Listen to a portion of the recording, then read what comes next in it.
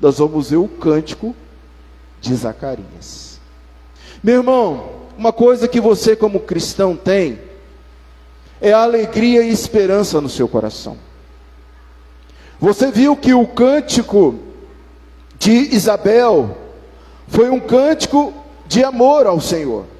Você viu que o cântico de Maria foi um cântico de gratidão ao Senhor. E hoje eu quero trazer entre o amor e a gratidão uma palavra diretamente ao nosso coração, que é a palavra esperança. Tenha esperança no seu coração. O cristão é aquele que anda de fé em fé, de dia em dia, e ele espera no Senhor, ele espera e renova sua vida no Senhor. O cântico de Zacarias nessa noite traz para nós uma profecia que vai nos orientar e vai nos iluminar através do Espírito Santo a manter viva a nossa esperança. Eu não quero que você manifeste agora, mas eu quero que você pense numa escala de 1 a 10, que nota você daria hoje para a sua esperança? A esperança no seu coração, a esperança de renovo, a esperança de cura, a esperança de libertação, a esperança de fé, a esperança de que Jesus Cristo vai voltar. Se você não está passando por esse período de esperança, você espera ansiosamente pela volta de quem? De Jesus Cristo. Então, eu quero que você pense nisso. O Dr. Lucas escreveu esse evangelho, e a gente pergunta qual foi o propósito do médico Lucas escrever esse evangelho que nós estamos estudando. Você viu que o prólogo do evangelho, no versículo 4, capítulo 1, 4, eu já disse, olha para o versículo 4 do primeiro capítulo, ele é essencial para nós, ele é essencial para a nossa fé, ele é essencial para que possamos ter esperança, para que tenha plena certeza das verdades em que fostes instruído. Eu quero que você nessa noite tenha plena certeza, tenha convicção, não duvide, creia de todo o seu coração, de toda a sua alma, de todo o seu entendimento, creia num Deus Todo-Poderoso, creia nesse Senhor que há de voltar, tenha sua vida renovada, fortalecida. E ele escreve para um amigo chamado Teófilo, e é assim também para todos nós, a fim de que esse propósito seja cada vez mais confirmado em nossas vidas. Certeza, confiança, plena confiança na fé salvadora, plena confiança naquele que é o nosso Senhor e Salvador, naquele que daqui a pouco vai nascer, que é Jesus Cristo. Mas quando nós observamos para o doutor Lucas, para o escritor Lucas, para o pesquisador Lucas, ele traz para nós 3 propósitos de escrever esse evangelho. Você sabe quais são esses 3 propósitos? O primeiro propósito, imediato. Ele coloca nas mãos de uma pessoa altamente estimada pelo escritor, o amigo Teófilo. Teófilo, que tem o significado do nome, lembra aquele negócio que nós conversamos domingo passado, da importância do nome? Teófilo significa amado por Deus. Ele escreve para Teófilo um relato exato de assuntos relacionados com Jesus. E ele destina a Teófilo um recibo, uma certificação de um interesse pela fé, pelo desenvolvimento, pelo discipulado, pelo crescimento, pelo envolvimento, saindo de uma igreja morta, parada, para alguém vivo, atuante no Evangelho, na palavra. Ele vai fazer agora e vai trazer uma ideia sugerida pelo Evangelho de um tratado defensivo ou apologético. Imediato, ele está defendendo a fé, ele está defendendo a história, ele está defendendo a crença, mas ele tem um propósito intermediário: instruir o investigador sério, fortalecer a sua fé, a fé dos crentes, especialmente daqueles que tinham sido e estavam congregados no mundo romano de fala grega, os conversos do paganismo. Orígenes afirma que o evangelho de Lucas foi escrito por amor aos conversos gentílicos. Então a gente traz a nossa conclusão que esse evangelho foi escrito para nós, para que nós pudéssemos estarmos fortalecidos, para que nós pudéssemos ter, como o doutor Lucas considerou a Teófilo, um representante desse grupo lá, contemporâneos entre os romanos, pensamento sério, honesto, e que os cristãos novos estavam instruídos e fortalecidos na fé. E o terceiro propósito do Evangelho de Lucas. Então, o primeiro propósito é um propósito imediato, segundo propósito intermediário, e o terceiro propósito último. Qual o último?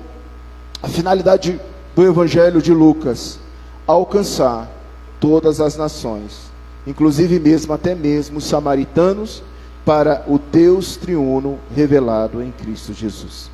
Esse é o propósito do Evangelho de Lucas. Eu posso resumir esses propósitos para que a gente possa colocar em prática. O Evangelho de Lucas existe para você sintetizar, resumir, aprender as histórias, como eu falei aqui rapidamente, do capítulo de número 1, para você evangelizar as pessoas, para você ensinar as pessoas. Então, de fato, meus irmãos, nós estamos num Evangelho muito importante, e estamos hoje terminando o primeiro capítulo, e espero que o seu coração esteja motivado, você esteja animado pela exegese desse texto. Queridos, obrigado, Romário. O contexto anterior, dê uma olhadinha aí. O contexto anterior começa no versículo 57 ao versículo 66. Vimos aqui que Isabel deu à luz a um filho. Isabel teve um menino. Esse menino foi dito pelo anjo Gabriel. Os visitantes tinham ouvido quão bom e agradável tinha sido a bênção lá de Isabel, literalmente ouvido que o Senhor tinha magnificado a sua misericórdia. Isabel se alegrava porque cumpriu a predição de Gabriel, este filho que havia de nascer. Os vizinhos e parentes se alegraram com ela, ou seja, celebraram a Deus, uniram a ela em alegria, e todos estavam gratos e felizes pelo nascimento de João. Isso foi nosso estudo passado, foi o sermão de domingo, e para lembrar, eles falaram essa história por toda aquela região, o nascimento de João. Hoje o nosso resumo, estudo de hoje, reflexão de hoje. Eu gostaria que você prestasse bem atenção no resumo, porque entendendo o resumo, você vai compreender o que eu vou falar até o final desse assunto. Nosso resumo de hoje: a esperança em Cristo foi revelada em todas as épocas sucessivas e comunicada aos eleitos. Deixa eu traduzir isso para você, já de forma bem fácil, para que você possa entender. A esperança do nascimento de Cristo, no Velho Testamento, nos profetas, nos reis, das histórias do Antigo Testamento, até esse momento que estamos caminhando para o nascimento do Senhor Jesus Cristo. Essa esperança foi revelada em todas as épocas, sucessiva e comunicada aos eleitos. Pastor, o que isso tem a ver comigo hoje? Veja que estamos trabalhando sobre o tema esperança. No seu coração, que é um eleito de Deus, no meu coração, que é um escolhido de Deus, nós esperamos cabalmente, aguardamos cabalmente, não mais o nascimento de Jesus, mas nós esperamos o seu retorno. Isso é comunicado a você agora, meu irmão, que Jesus vai voltar, que Jesus vai vir ao seu encontro, que você tem uma morada nos céus, que você tem um lugar nos céus, que você não pode ficar para trás, que você não pode renegar a sua fé, que você tem que estar firme no Senhor. Os eleitos têm essa certeza, e essa mensagem, ela é comunicada agora, nesse momento, a essa igreja, ao meu coração, ao teu coração. Pode o seu mundo desabar, pode o sol não brilhar, pode o céu fechar, pode cair negras trevas sobre você, pode seu filho abandonar, pode seu marido te deixar, pode você perder a saúde, pode você perder o emprego, pode você perder até a esperança, mas a esperança nasce porque ela é comunicada no seu coração. Jesus Jesus está voltando. Jesus vem. Ele não tardará. Queridos irmãos, esse é um cântico. Zacarias, Isabel, idade avançada, Ana, novinha. Você pode avaliar essas três personagens que fazem parte do capítulo de número 1. Eles não paravam de louvar a Deus. Eles não paravam de cantar ao Senhor. Eles não paravam de agradecer ao Senhor. Eles cantavam, louvavam. E aqui é uma doxologia. Aqui é uma grandeza ao Deus que fez novo, ao Deus que restaurou a esperança, ao Deus que me curou, ao Deus que afastou o pobre do sofrimento, ao Deus que traz agora aquilo que a humanidade precisava. O cântico de Zacarias é uma profecia que foi pronunciada sobre a diretriz iluminadora do Espírito Santo. Olha o versículo 67. Zacarias, seu pai, cheio do Espírito Santo, vírgula, profetizou. Queridos, consequentemente devemos aceitar dois fatos nesse versículo. Primeiro, o fato é que Zacarias estava cheio do Espírito Santo. Seu tanque está meio cheio ou meio vazio? Você vê que eu trabalho com essa visão porque eu entendo que o eleito, ele é otimista. Ele não é pessimista. Eu poderia perguntar: seu tanque está cheio ou está vazio? Seu tanque está meio cheio ou meio vazio nessa noite? Seu coração, sua mente, sua vida precisa estar cheia do Espírito Santo. Você precisa voltar-se para o Senhor. Você precisa entender que deve lembrar que quando Maria chegou a Isabel e estava ali tão definitivamente criada, influenciada, iluminada pelo Espírito Santo, a relação foi que aquele garoto, o feto, saltou dentro de si e todos eles ficaram cheios do Espírito Santo. Irmãos, nós buscamos a presença do Senhor para que nós possamos estarmos cheios do Espírito Santo. Cheios do Espírito Santo. Segundo aspecto, o cântico de Zacarias, note bem, poderia ter outro título em vez de cântico. Poderia ser a profecia de Zacarias. Então você pode tanto na sua evangelização dizer: e Zacarias, cheio do Espírito Santo, profetizou. É preciso entender, no sentido que este cântico é uma profecia. Aqui nós temos um duplo sentido. É uma proclamação da verdade, uma mensagem de Deus aos povos. Tomando sentido, profetizar significa transmitir, entregar uma mensagem.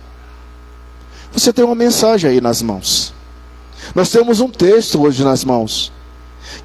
O que esse texto está falando ao nosso espírito? O que esse texto está falando à nossa alma?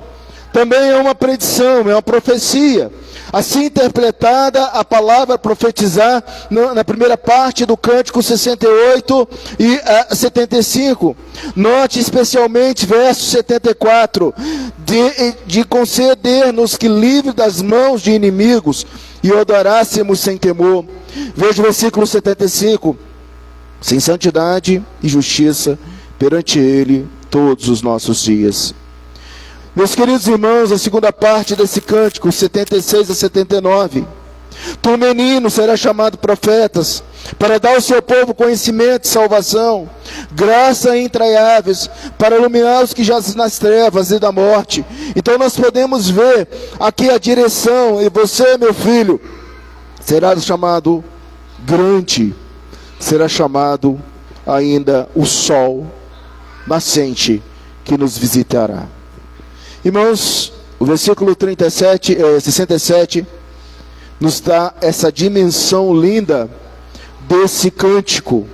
E podemos até mesmo no versículo 68 entender a sua doxologia.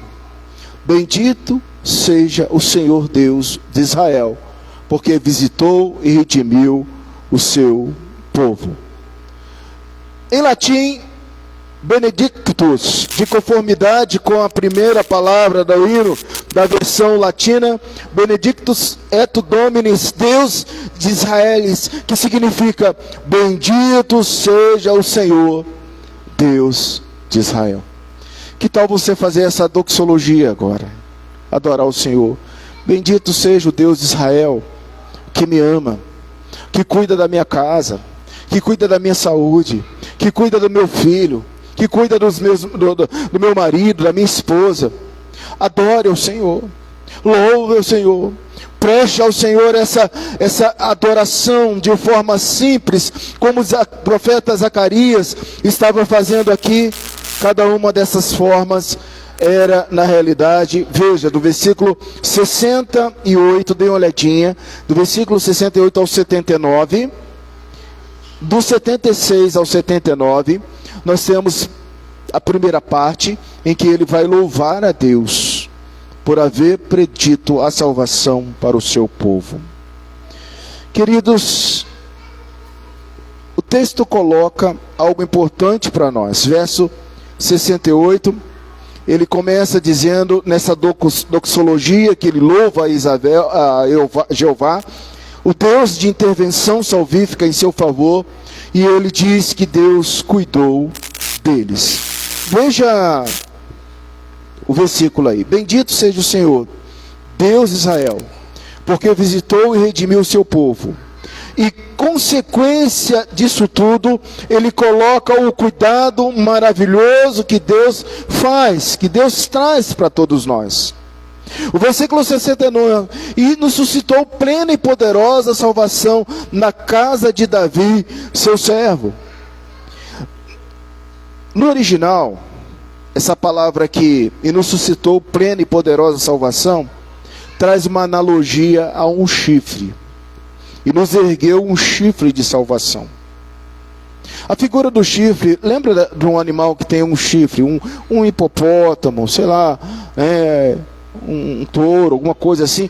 O chifre é algo que serve de o quê? De proteção. Impõe respeito.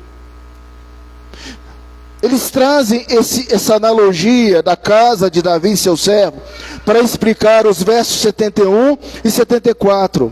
Esse chifre, esse Senhor que nasceria, nós sabemos, Jesus que nasceria, Ele nos libertaria dos nossos inimigos, das mãos de todos os que nos odeiam. Verso 74, de concedermos livre das mãos dos inimigos, para adorar sem temor.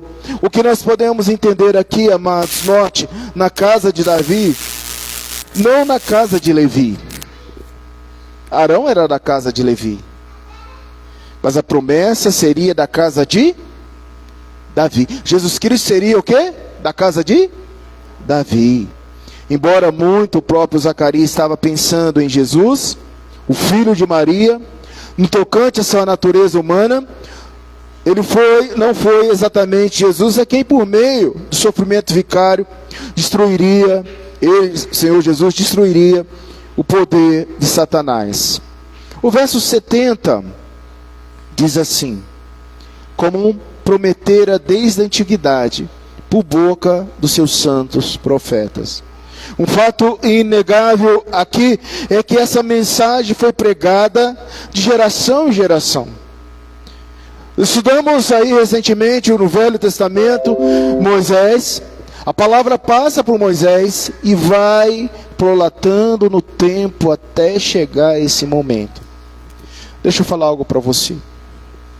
Talvez você esteja sem esperança, porque esse é um cântico de esperança ou uma profecia de esperança.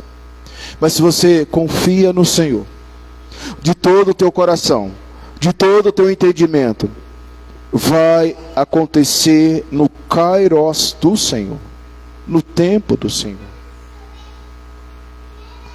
Meus irmãos, a história, a tipologia, a ação profética, todos os sistemas aqui do Antigo Testamento existe para apontar para esse fim, para esse nascimento, a chegada do Senhor Jesus. A ênfase falou pela boca dos seus profetas, o orador foi o próprio Deus, porque nós sabemos que profeta é boca de Deus. Profeta Deus usava os profetas para comunicar a sua mensagem. Então Deus garantiu a chegada desses dois meninos, de João e, claro, de Jesus Cristo.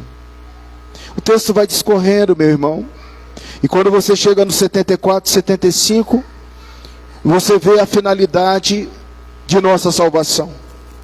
O 74, conceder-nos de que, livre das mãos do inimigo, o adorássemos sem temor e em santidade, justiça perante todos os nossos dias. A finalidade da nossa salvação é a glória de Deus. O Senhor redime o seu povo para que com gratidão possamos servir. A passagem deste culto ou serviço deve ser sem temor. Observe o versículo onde ele coloca aqui: para que possamos adorar sem temor. Como você adora o Senhor? Não existe, irmãos, outro povo mais livre do que esse povo que está aqui nessa noite. Nós somos livres para adorar ao Senhor. Você é livre para render graças ao Senhor. Você é livre para declarar: Senhor, Tu morreste por mim, Tu me libertaste, Tu colocaste uma nova esperança no meu coração. E essas evidências estão sendo cada vez mais confirmadas dentro do pretexto, dentro do contexto expresso no versículo 75, santidade e justiça. Eu tenho que falar isso também. Sou livre para adorar a Deus em santidade. Sou livre para adorar a Deus em justiça. Isso seria, com certeza, algo importante na relação dos homens em relação a Deus. Em sua presença, os versos 15, 17 e 19 descrevem essa fase tão importante dentro desse paralelo. O versículo 76, irmãos: e você, meu filho, será chamado profeta do Altíssimo. O que é belo nessa profecia é o fato de que Zacarias não está preocupado consigo mesmo. Zacarias, veja, ele faz um cântico a Jesus. Ele não está se importando ainda com o seu filho. Mas de repente ele vira para o seu filho e ele diz assim: mas tu, menino, será grande. Mas tu, menino, será um precursor, um preparador do caminho do Senhor. A obra que você vai desenvolver vai ser grande para concretizar por meio de chifre de salvação. Chifre de salvação, proteção, autoridade, domínio, força para a casa de Israel. O filho de Zacarias será profeta deste grande que aqui está. E mais uma vez ele é chamado de Altíssimo. Veja o versículo 32, está bem pertinho de você. Versículo 32 assim: esse será grande, será chamado Filho do Altíssimo. Deus, o Senhor, lhe dará o trono de Davi, seu pai. Tudo converge aqui para Jesus. O texto, a adoração, o cântico, ou a profecia, como você queira daqui para frente chamar esse bloco de versículo, vai convergir em Jesus Cristo. O versículo 77, meu irmão, diz assim, que ele estaria preparando para dar ao seu povo conhecimento da salvação, no redimi-lo dos seus pecados. O sentido da existência de João era preparar o caminho de Jesus. Deixa eu respirar um pouquinho. Vou tomar aqui uma aguinha. Eu quero fazer uma pergunta para você. Qual o sentido e propósito da sua vida? Qual o sentido e propósito dos seus filhos? Você sabia que existe um sentido único da nossa existência? O sentido da nossa existência não é escrever um livro, não é plantar uma planta e não é ter um filho. O sentido da sua vida, fale comigo, glorificar a Deus. Esse é o propósito da sua vida. Mas seria interessante você olhar para os seus filhos e dizer: filho, filha, tu tens um sentido na sua vida. Ou talvez o seu filho, a sua filha seja tão pequenininho ainda, tão pequenininha, seja de colo, tem toda uma história para viver. E você precisa então orar pela sua filha e dizer: Senhor, tu me deste esse filho, tu me deste esta filha com um propósito, com um sentido. Senhor, cumpra na vida dos meus filhos os teus propósitos. Mas se você ainda não achou propósito na sua vida, é hoje, meu irmão, é hoje, meu Senhor, é hoje, minha senhora, é hoje, jovem, é hoje, criança, é hoje, adolescente. O seu propósito é viver para o Senhor, é ser do Senhor, é glorificar ao Senhor, é dizer: cumpra, Senhor, em minha vida os teus santos e retos propósitos. Aqui, veja o versículo 77. João, o anjo me disse que a sua existência seria para o povo ter conhecimento da salvação, para redimi-lo dos seus pecados seria Jesus. Mas você levaria muitos a terem conhecimentos dos pecados. O propósito de João era ser um pregador no deserto, alguém que estaria denunciando o pecado daquelas pessoas. E aquelas pessoas iriam abrir o conhecimento para Jesus Cristo que viria logo após. Eu fiquei assim pensativo. E você vai ficar pensativo comigo agora. Você imagine começar a criar uma criança com perto de 90 anos. Você acha quanto tempo Isabel e Zacarias seria com João? Eu fui pesquisar sobre isso. Para se ter uma criança exige tempo. Pessoas vão prolatando para ter seus filhos, depois não terão idade suficiente. É o curso natural. Por que João foi para o deserto? Já eu falo isso no final do texto. Porque talvez você entrou aqui nessa noite achando que tem muito tempo na sua vida, achando que você ainda vai viver muito tempo para educar seu filho, para educar sua filha, para gastar seu dinheiro, para viver erradamente. Você não sabe, eu não sei quantos anos eu tenho ainda. Ah, meu pai, desculpe usar ilustrações da minha família, porque é a minha base. Você tem a sua. E hoje eu vi uma foto do Alexandre bem pequenininho, tocando violão com o avô. E li o texto. Quem sabe dá lá. E eu fiquei pensando, porque eu vivi isso na minha vida. Está na mídia.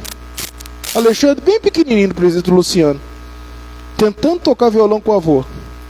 E alguém escreveu um texto que faz o meu pensamento também. Porque eu não sabia, com 23 anos, 24 anos, eu já não teria mais meu pai. Eu não sabia que um dos últimos momentos de meu pai seria numa visita que ele me fez no Seminário Presbiteriano do Sul em Campinas, em que ele foi lá e me levou no seminário e disse: filho, me abençoou, que Deus te abençoe nesse seminário. Que ele voltaria para a Barra do Piraí, para o Rio de Janeiro, e que eu, quando voltasse em fevereiro de férias, seria o último momento da minha vida com meu pai.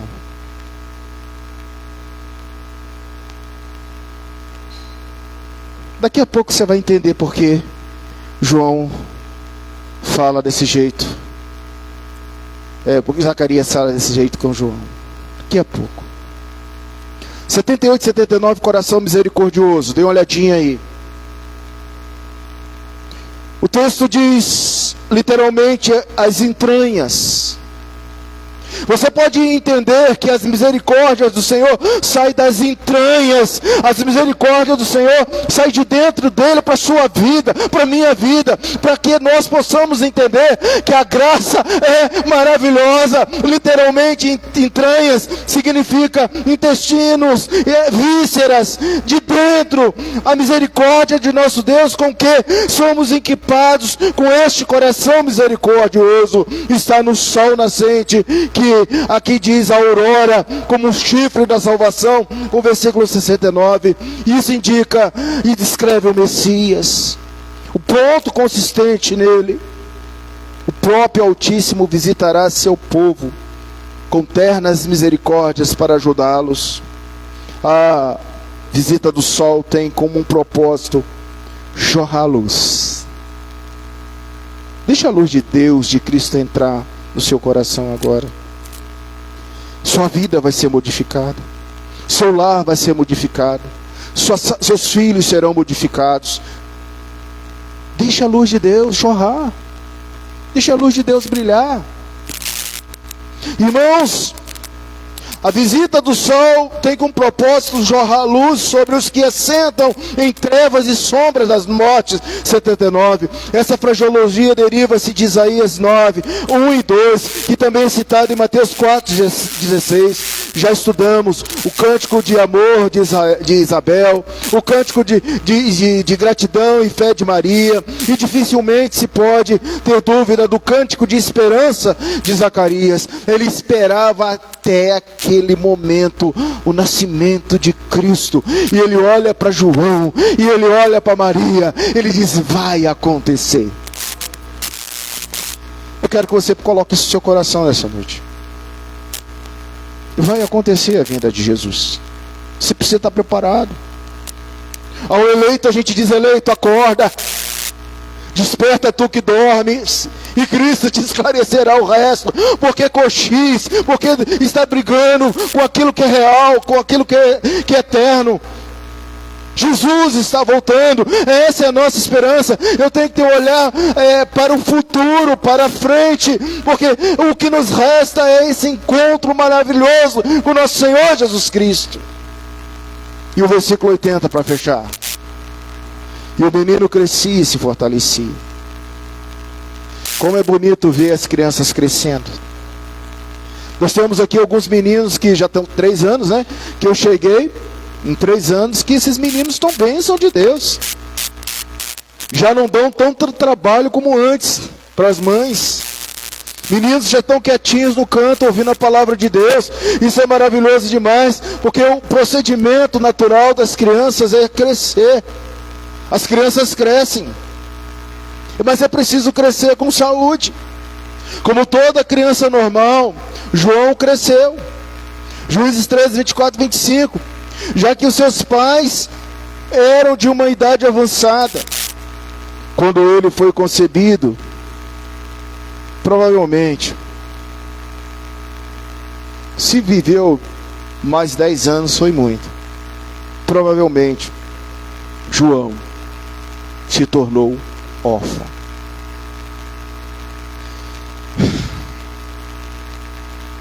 Respira fundo aí comigo agora. Se seus filhos ficassem órfãos hoje,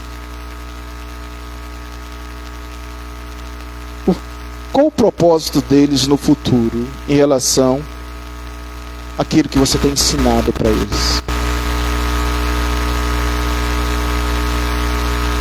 Irmãos, até recentemente eu era professor.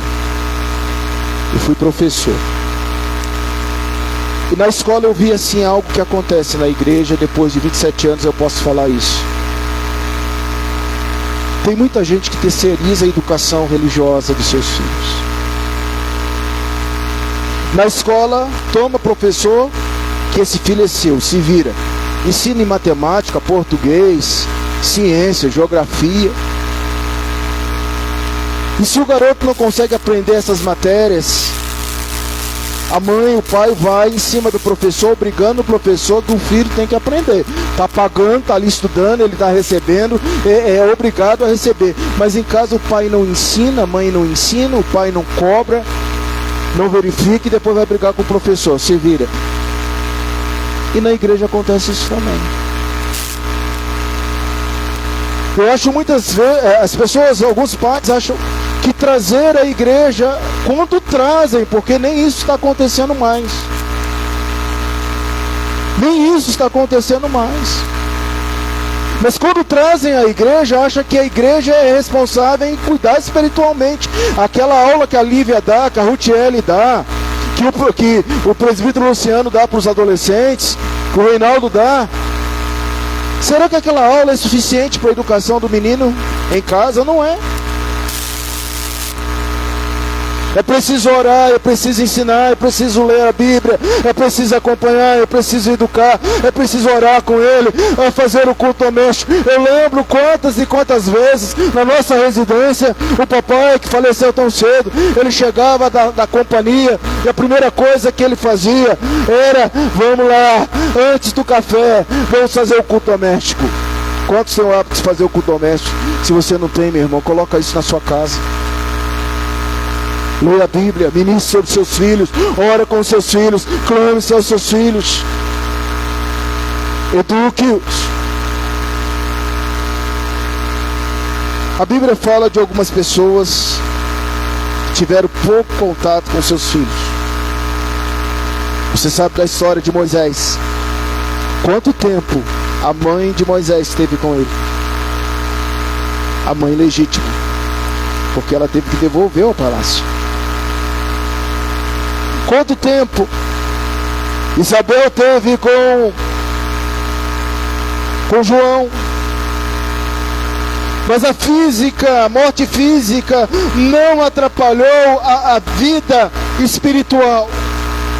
Porque aqueles pais desenvolveram espiritualmente aquele menino. Então fale com seu filho, ensine a palavra de Deus, ensine, decore versículo, trabalhe com esse garoto, para que ele possa ser cheio e ter exemplos excelentes, mentais, morais e espirituais. A nossa vida é muito rápida. O que vai ficar depois são lembranças. João passa a viver em lugares desérticos. O versículo 32 diz para nós assim: este será grande, será chamado Filho do Altíssimo. Deus, o Senhor, lhe dará o trono de Davi, seu pai. Em relação ao Senhor Jesus. Mas ele passa então agora na declaração do capítulo 3, versículo 2, sendo sumo sacerdote Anás e Caifás, dando a palavra de Deus a João, filho de Zacarias, no deserto. Ele vivia no deserto. Essa vida solitária durou até o início do seu aparecimento, ou a apresentação pública, que nós vamos ver no capítulo 2, versículo 40. Crescia o menino e fortalecia, enchendo de sabedoria e graça de Deus. Deus estava sobre ele. Aparecimento público do Senhor Jesus. Mas o que nós podemos entender sobre a afirmação de que a nossa esperança, a nossa certeza se encontra revelada sucessivamente e ela é comunicada aos eleitos. Ela é comunicada de forma clara para todos nós. Então vejamos aqui, meus queridos irmãos, confissão de fé, falando de Jesus Cristo mediador. E a confissão de fé diz assim: ainda que a obra da redenção não fora realmente realizada por Cristo, senão depois da sua encarnação, contudo a virtude, a eficácia, os benefícios de todas as épocas sucessivas, desde o princípio do mundo, foram comunicados aos eleitos por meio das promessas, tipos, sacrifícios, pelos quais são revelados. E isso significa que a semente da mulher que deveria esmagar a cabeça da serpente, como o cordeiro morto, desde o princípio do mundo, sendo ele mesmo ontem, hoje e para sempre. O que a confissão diz para nós nesse texto? Primeiro, a obra da redenção, ela foi realizada desde os tempos antigos e comunicada ao seu coração. Deixa eu entender e falar isso de forma bem simples. Todos os sacrifícios da Bíblia, todas as promessas, os tipos, vão culminar nessa comunicação, graça externa ou graça interna da sua vida nesse momento. Então eu tenho duas aplicações para mim. A primeira é agradecer a Deus pela salvação em Cristo Jesus. E a segunda é dizer para você que ainda não entendeu isso. Por você, Jesus Cristo morreu naquela cruz. Por você, Jesus Cristo proclamou a redenção. Gênesis 3,15, porém inimizade entre ti e a mulher, entre a tua descendência e o seu descendente, e este ferirá a cabeça, e tu lhe ferirá o calcanhar. E Apocalipse 13:8, e adorarão todos os que habitam sobre a terra, aqueles cujos nomes não foram escritos no livro da vida do Cordeiro, que foi morto desde a fundação do mundo. Eu quero concluir a nossa palavra nessa noite. O que o cântico de Zacarias, ou a profecia de Zacarias, norteou a sua vida? A primeira coisa, amados, benedicto, bendito, de conformidade com a primeira palavra do hino, da versão latina, declarar: bendito seja o Senhor, Deus de Israel. Olha para mim. Vamos lá treinar? Bendito seja o Senhor, Deus de Israel. Guardou essa frase? Essa é a frase para a nossa semana. Tá tudo bem? Então, se está tudo bem, o que nós vamos falar? Bendito seja o Senhor, Deus. Está tudo mal, o que você vai dizer?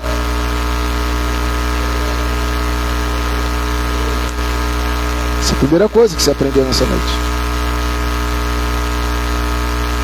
Segunda coisa que nós aprendemos nessa noite: a esperança em Cristo foi revelada em todas as épocas e já foi comunicada ao seu coração. Zacarias estava cheio do Espírito Santo e profetizou sua doxologia. Segunda coisa que você vai lembrar essa semana: a esperança. Então vamos colocar: bendito seja o Senhor, Deus de Israel, porque há esperança. Amém?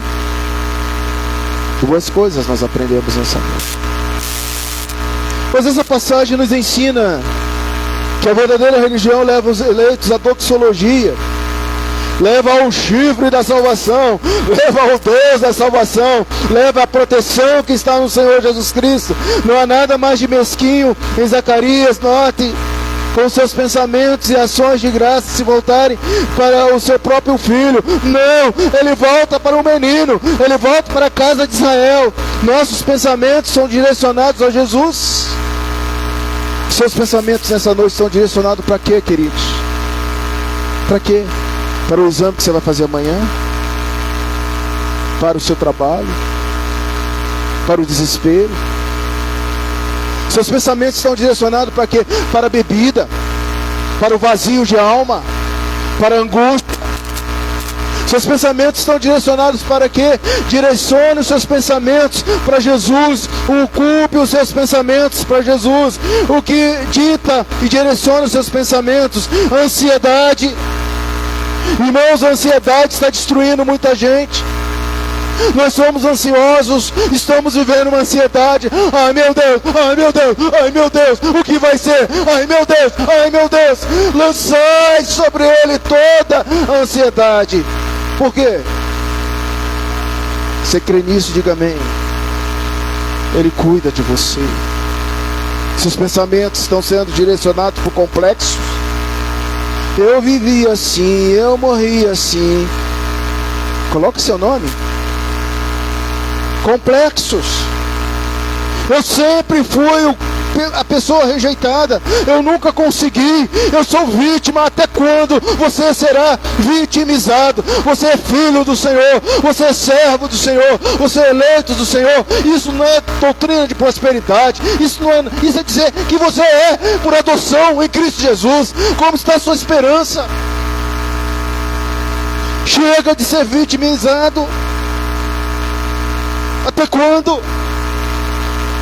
Seus pensamentos estão direcionados para complexos de inferioridade ou superioridade. É o outro lado da história. Seus pensamentos estão direcionados pelas preocupações. Quais são as nossas preocupações? Se há alguma preocupação aqui hoje que está tomando conta da sua cabeça, deixa aos pés de Jesus. Deixa aos pés de Jesus. Quanto mais baixo for o nosso conceito de inspiração, menores são as bênçãos que recebemos, menor a capacidade de permitir que a palavra seja uma bênção demais. Então seus precisa ser alto. A inspiração é alta, é a palavra de Deus revelada, ela se cumpre. A inspiração é a palavra de Deus. E a nossa perspectiva é a iluminação, é o entendimento. Ao final desse sermão vimos algumas diretrizes que podem nos ajudar. A primeira diretriz, salvação de nossos inimigos, para que os servimos. Quando somos salvos de algo, somos mesmo tempos salvos para algo, ou seja, para prestarmos serviço aos outros, para a glória de Deus. Muitos esquecem que tudo que é feito é para a glória de Deus. Aleluia. Você vai lavar sua louça quando você estiver cansada, resmungando na sua casa. Você vai dizer: Senhor, essa louça é para a tua glória. Você vai levantar cedo da manhã para trabalhar e você vai dizer: Senhor, obrigado pelo trabalho, é para a tua glória. Você vai estar na sua vida diária e você vai, em vez de reclamar, você vai dizer: Senhor, louvado seja Deus, é para a tua glória. Tudo é para a glória de Deus. Você vai receber uma vitória essa semana, uma palavra, uma bênção, algo. Você vai dizer: oh glória, é para a glória do Senhor, é para a bênção do Senhor. Segundo, querido, sua santa aliança. A salvação nunca começa conosco, ela começa com Deus. Foi Ele que estabeleceu sua santa aliança com Abraão. Aliança essa que está ainda em vigor. Hoje, quais são os aspectos fundamentais do sermão para a sua vida? Todos têm um propósito de vida. Nós precisamos descobrir o propósito da nossa vida, gente. Comunicar o conhecimento, a salvação ao povo de Deus. Esse era o propósito de João. A mais nobre aspiração que os pais podem nutrir dos seus filhos é que eles se convertam em canais de bênção. Meu filho, minha filha, quando você estiver orando, você seja um canal de bênção para as pessoas, a projetar a glória de Deus, a pregar as boas novas do Senhor. Segundo, o coração misericordioso de Deus. Lembre-se disso. Deus ainda existe. Semana eu contei eu lembrei daquele filme Desafiando. Quem já assistiu Desafiando Gigantes? Acho que esse é o nome mesmo. E que passa assim uma cena em que a pessoa está lá, o rapaz, o treinador está lá e ele diz assim: eu ainda, Deus ainda existe. Ele fala alguma coisa assim: eu ainda confio em Deus. Deus ainda existe. Deus ainda existe para você? Amém? Deus ainda existe para você? Então sinta o coração misericordioso dele. Olha, a figura do original saiu das entranhas de Deus, a graça. Saiu de dentro de Deus a graça para você, para mim, para todos nós. E em último lugar, queridos, os desertos são importantes. João viveu nas regiões desérticas, você viu. Note o início da frase dos verbos, no tempo imperfeito. O autor não afirmou meramente o fato, mas o processo do acontecimento. Alguns comentaristas afirmam que pneumati, referente ao Espírito Santo, Lucas teria usado o termo no sentido de desenvolvimento físico e espiritual, para formar um planejamento precioso na vida de João. Ele foi ao deserto. Quem sabe você está na escola do deserto, na faculdade do deserto. O deserto é importante. No deserto há planejamento, visão, alvo, intencionalidade. Quando nós estamos na solidão do deserto, há planejamento, alvo, visão. Você precisa estar um momento a sós com Deus. Você precisa ir ao deserto para que você possa, fale baixinho, ter um planejamento, uma visão, um alvo, uma intencionalidade na sua vida.